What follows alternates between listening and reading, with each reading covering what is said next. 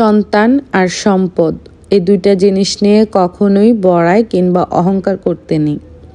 আপনার সন্তানটা আপনার কাছে যতটুকু আদরের ভালোবাসার, ঠিক পরের সন্তানটাও কিন্তু তার কাছে ততটাই আদরের এবং ভালোবাসার। সন্তান সম্পদ এই দুইটা জিনিস সৃষ্টিকর্তার দেওয়া নেয়ামত, আমানত। এই আমানতগুলো রক্ষা করার দায়িত্ব কিন্তু আপনার। এই দুইটা জিনিস নিয়ে কখনোই অন্যের সঙ্গে বড়াই করতে নেই। আপনার নিজেরটাকে স্বর্ণ ভেবে অন্যটাকে কখনোই দস্তা ভাবার চিন্তা ভাবনা মনে পোষণ করবেন না।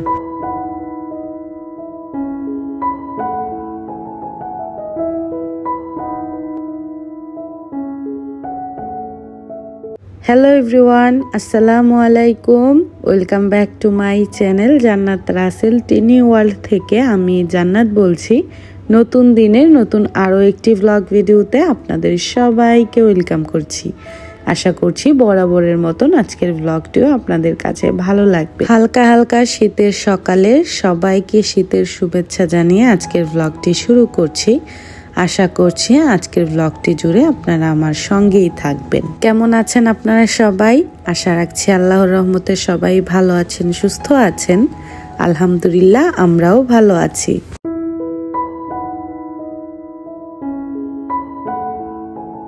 ঘুম থেকে ওঠার পর প্রথম কাজের রুটিনই হচ্ছে এটা। ফার্স্টে রান্নাঘরে আসো, এসে চুলাটা পরিষ্কার করো এবং বেসিং এরিয়া সব কিছু ক্লিন করো। এটা আমার একটা অভ্যাসই বলা যায়। তো আমি কিন্তু অফ ক্যামেরায় সকালের অনেকটা কাজ এগিয়ে রেখেছি।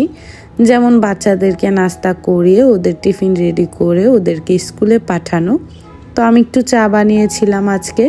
মেজো ছেলে স্কুলে চলে গেছে, বড় ছেলেও চা রুটি খেয়ে স্কুলে চলে গেছে। বাসায় আমার বোনের ছেলে এসেছে, ওর জন্য নাস্তা বানাচ্ছি। আজকে পরোটা বানাবো, আলু ভাজি করব, আর চা তো বানিয়েছি অলরেডি। বাঙালিদের প্রধান নাস্তাই হচ্ছে আলু ভাজি রুটি কিংবা আলু ভাজি পরোটা। মাঝে মধ্যে আলু ভাজি দিয়ে রুটি খেতে ভালোই লাগে। প্রতিদিন তো খাওয়া হয় না, দেখা যায় সপ্তাহে একদিন কিংবা 15 দিনে একদিন খাওয়া হয়। বেশি একটা জিনিস খেলে দেখা যায় রুচিটা উঠে যায়, তখন আর ভালো লাগে না। তো আমি কিন্তু আলুগুলো পোলে নিয়েছি, পোলে ভালো করে ধুয়ে নিয়েছি। এখন আলু ভাজিটা করে নিচ্ছি। অনেক দিন যাবতই চাচ্ছিলাম ফুলকো ফুলকো পরোটা বানাবো। তো শিশির আপুর ভ্লগে দেখেছিলাম, গত কয়েকদিন আগের একটা ভ্লগ দিয়েছিল শিশির আপু। সেখানে দেখলাম আপু হচ্ছে বালিশ পরোটা বানাচ্ছে। অনেক দিন যাবত চেষ্টা করেছিলাম বালিশ পরোটা বা ফুলকো ফুলকো পরোটা বানানোর জন্য, আসলে কোনোভাবেই আমার হচ্ছিল না। তো আমি যেদিন এই পরোটা আলু ভাজি করেছিলাম সেদিন রাতের বেলায় দেখলাম আপু ভ্লগ দিয়েছে যে ফুলকো ফুলকো বালিশ পরোটার একদম proper recipe A to Z। তো আপুর রেসিপিটা দেখছিলাম আর মনে মনে হাসছিলাম যে আপু তুমি তো রেসিপিটা দিলা, কিন্তু আমি বানানোর পর দিলা, আগে দিতে পারলা না। তো আপুর রেসিপি দেখে আমি শিখে নিয়েছি এবং রেসিপিটা বা আপুর সেই ভ্লগটা আমি ডাউনলোড দিয়ে রেখেছি। ইনশাল্লাহ পরবর্তীতে আমি পরোটা বানালে আপুর রেসিপি দেখে এই বালিশ পরোটা বানাবো। আমি আটাও চেঞ্জ করেছিলাম। এখন যে আটা দিয়ে আজকে পরোটা বানাচ্ছি সেটা কিন্তু তীর আটা। তো এই তীর আটার রুটিটা বা পরোটাটাও কিন্তু খুব ভালো হয়। আমি যখনই আটা বাসায় নিয়ে আসি তখনই তীর ব্র্যান্ডের আটাটা নিয়ে আসি বা ময়দাটা। তীর ব্র্যান্ডের আটা ময়দাটা খুব ভালো হয়, রুটিগুলো খুব সফট হয়, ফুলে এবং ভালো লাগে খেতে। সেই জন্য সবসময় চেষ্টা করি তীরটা আনার জন্য। শীতকালে ধনিয়া পাতা ছাড়া তো আমার একদমই চলে না, আর শীতকালে ধনিয়া পাতা দিলে যে কোনো তরকারিতে ফ্লেভারটা অনেক বেশি ভালো লাগে। আলু ভাজিতে তো আমার ধনিয়া পাতা ছাড়া একদমই চলে না। তো আমার কিন্তু ভাজিটা হয়ে গেছে, এখন নামিয়ে নিচ্ছি। যারা এই পর্যন্ত আমার ভ্লগটির সঙ্গে আছেন তাদের সবাইকে অনেক অনেক ধন্যবাদ। যারা ভিডিওটি দেখতে দেখতে লাইক দিতে ভুলে গেছেন, প্লিজ একটি লাইক দিয়ে বাকি ভিডিওটি দেখা কন্টিনিউ করেন। আর যারা নতুন হয়ে আজকে ভ্লগটি দেখছেন বা আমার চ্যানেলটি ভিজিট করছেন তাদের সবাইকে রিকোয়েস্ট করব আমার এই ছোট্ট চ্যানেলটিকে সাবস্ক্রাইব করে আমার চ্যানেলের পাশে থাকার জন্য। আমি কিন্তু পরোটা বানানোতে একদমই কাঁচা আনাড়ি বলা যায়। আমি একদমই পরোটা সুন্দর করে বানাতে পারি না। রুটি বলেন পরোটা বলেন, আমার হাতে কখনোই গোল বা স্কোয়ার শেপটা হতে চায় না। তো যতটুকু পারি আর কি চেষ্টা করি, না হলেও সমস্যা নেই। আমার মনে হয়তো যাবে তো পেটেই, যেভাবেই বানাই এটা তো যাবে পেটেই, সেই জন্য এত একটা গুরুত্ব দেই না। তো আমি কিন্তু পরোটাগুলো বানিয়ে নিয়েছি, আমার সকালের নাস্তা বানানো শেষ। বেশ কয়েকদিন যাবত আপনাদের সঙ্গে কোনো রকম ভ্লগ শেয়ার করতে পারছি না, আর আমার আপুদের ভ্লগও আমি দেখতে পারছি না। সবাই হয়তো ভেবে নিয়েছেন আপু হারিয়ে গিয়েছে, আপু আর আপনাদের মাঝে আসবে না। আসলে হয়েছে কি, বললাম না আমার বোনের বিয়ে ঠিক হয়েছে, তো বোনের বিয়ে খেতে গিয়েছিলাম গ্রামের বাড়িতে। 4-5 দিনের মতো গ্রামের বাড়িতে ছিলাম, সেই জন্য আর আপনাদের সঙ্গে কোনো রকম ভ্লগ শেয়ার করতে পারিনি। বোনের ভ্লগের ভিডিওগুলো আস্তে আস্তে আমি আপনাদের সঙ্গে শেয়ার করব। তার আগে 2টা ভিডিও আমার জমা ছিল, সেই জন্য আজকে সেটা আপলোড করে দিচ্ছি। আর যারা আমাকে এখনো ভালোবেসে আমাকে মনে রেখেছেন তাদের জন্য আমার মনের অন্তঃস্থল থেকে অনেক অনেক ভালোবাসা এবং দোয়া রইল। বাসায় তো প্রচুর জমজমাট আয়োজন চলছে, সবাই অনেক বেশি আনন্দ করছে। আস্তে আস্তে সব মেহমানরাও বাসায় আসছে। আজকে আমার বোনের ছেলে এসেছে, বিয়েতে আমাদের সঙ্গে যাবে, সেই জন্য। তো বোনের ছেলে যেহেতু এসেছে ওর জন্য আর কি একটু স্পেশাল নাস্তা বানাচ্ছি। শীতের সকালে 1 কাপ ধোয়া ওঠা চা আর গরম গরম একটা পরোটাই কিন্তু যথেষ্ট, সারাটা দিন কাটিয়ে দেওয়া যায়। আমি যখনই পরোটা বা চা খাই সেদিন আর আমার সারাদিন ক্ষুধা লাগে না। আমি চা আর একটা পরোটা দিয়ে সারাদিন কাটিয়ে দিতে পারি। যখনই মনে করেন একটু কাজে ব্যস্ত থাকি তখন তো আরও খাওয়ার কোনো রকম চাহিদা থাকে না, একদম কাজ শেষ করে দেন খাবার খাই।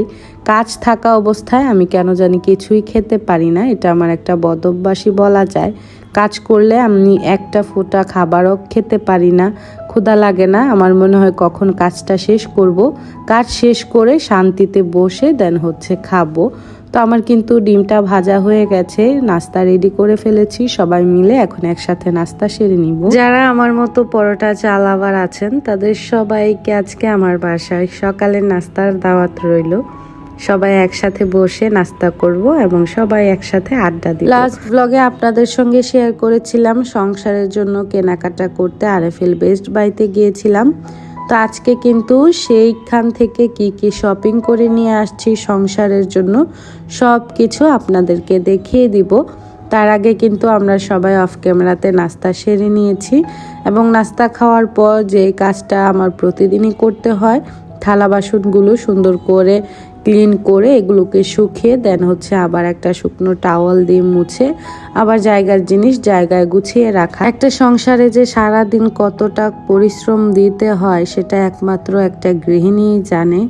সকাল থেকে রাত পর্যন্ত অন ডিউটিতে থাকা লাগে, আর এই ডিউটি করতে করতে যে কখন টাইম পার হয়ে যায়, কখন যে সকাল থেকে রাত হয়ে যায় টেরই পাই না। আর শীতের দিনে দিনের তো লাগালি পাওয়া যায় না, দৌড়াতে দৌড়াতে দেখা যায় রাত্র হয়ে যায়, সেই জন্য আরও বেশি দৌড়ের উপরে থাকা লাগে। তো আমি কিন্তু সবগুলো জিনিস গুছিয়ে নিয়েছি, এখন জায়গার জিনিস জায়গায় রেখে দিচ্ছি। আমি যখনই বেস্ট বাই থেকে কেনাকাটা করে বাসায় আসছিলাম তার সঙ্গে সঙ্গেই কিন্তু নামিয়ে দেখিয়েছি বা আমি শ্যুট করে রেখেছিলাম। আমি পরবর্তীতে এই ব্লগটার সঙ্গে জুড়ে দিয়েছি।